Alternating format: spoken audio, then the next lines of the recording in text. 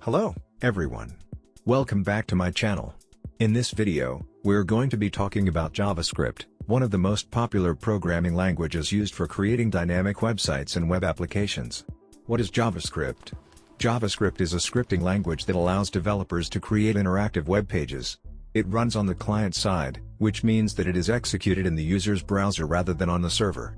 JavaScript can be used for a variety of purposes such as adding interactivity to forms, creating animations, and handling events.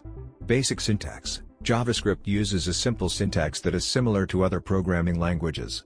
A basic JavaScript statement consists of a variable name, an equal sign, and a value. For example, let's create a variable called myNumber and assign it the value of 5.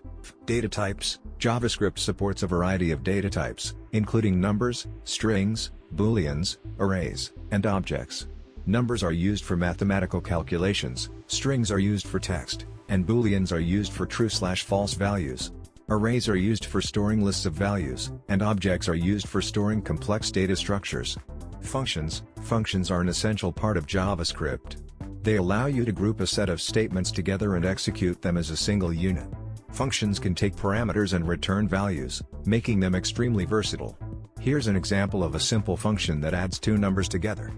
Libraries: one of the great things about JavaScript is that there are many libraries and frameworks available that can help you to write more efficient and effective code.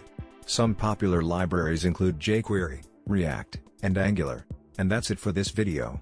I hope you found this introduction to JavaScript helpful. If you have any questions or comments, please feel free to leave them in the comments section below. Don't forget to subscribe to my channel for more programming tutorials and tips.